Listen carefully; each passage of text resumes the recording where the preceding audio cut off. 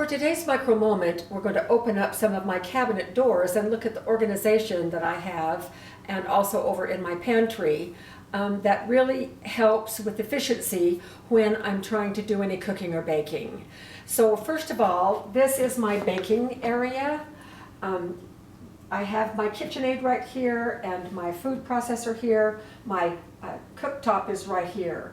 And so when I do anything like baking or preparing, then this is the cabinet that I refer to. In this cabinet, I have the things that I most use for baking. Flour, sugar, baking powder, salt, pepper, and soda are back here. And then I have my spices here. Now I also have this whole drawer of spices, which I have yet to organize. I just have to pick through them. This kitchen doesn't give me a lot of space, and so I have to work with what I have. But I have a year's supply of spices that are stacked deeply in this direction. I get the large sizes of things that I use very frequently so that I can use them and rotate through them. I do not keep extra spices for our year's supply out in our food supply in the garage where it is too hot. So these stay in the cabinet. Here's my Crisco and specialty oils here and other things. The molasses and the cocoa are back in there. Here are some recipes that I use quite frequently and some reference material. This organization makes it very much more efficient for me to put recipes together quickly when I have everything right here. And these bins, of course, with the flour and the sugar are refillable. And so we're emptying the bags of flour into here, and we have some refills over here in the pantry that I'm going to show you. As many of you know, Jim and I were recently up in the northern part of the state visiting my sister and brother-in-law, Cindy and John. And her cabinets were very well organized, and she used a lot of these containers. And so while we were up there, because we don't have the same stores here that they do up there, I bought a whole collection of these storage containers. They're called cereal keepers, and we got them at Sam's Club. I think I bought 30 of them. And I came home and completely reorganized my pantry here. And this also is so very efficient.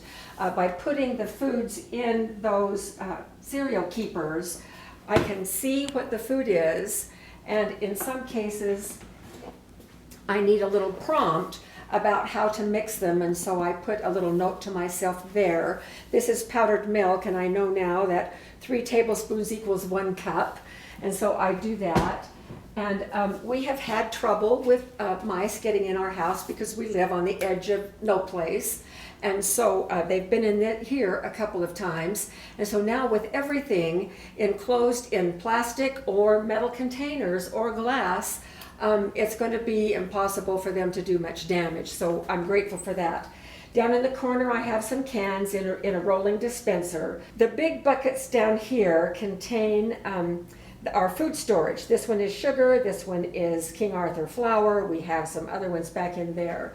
So here is brown sugar and confectioner's sugar, which really should belong over there, but there simply isn't any room, so I keep them as close to there as I can. And my white wheat, red wheat, corn, these things are all food products that I use in my grinder when I am making breads and that type of thing. And then I have steel cut oats and 6-grain cereal, and then just a hodgepodge of other things, but everything is very well organized. And I feel really, really good about having done this organization over the past couple of weeks. And already just doing it for the last few days has made me realize how important good pantry organization is. So the way that I do it is not the way my sister Cindy does it or the way you need to do it. But the bottom line is we need to organize according to what our own personal needs are. And the key is just to be organized, and organized according to how you use things. Put the things that when you're putting together recipes, the first thing that you use is one of the easiest things for you to get. And then organize according to type. These are all my dehydrated foods that I brought in from our food storage. This is some basil. I have some peas here, some mixed vegetables, all different kinds of things here. And so I have a place where I can go out to our food storage and bring the foods in, and I have keepers for them, or they are there in the buckets. So this is how I organize, and I hope that it helps you get motivation, if you haven't already, to organize your cabinets in a way that improves your efficiency. So that's it. See you for our next micro moment.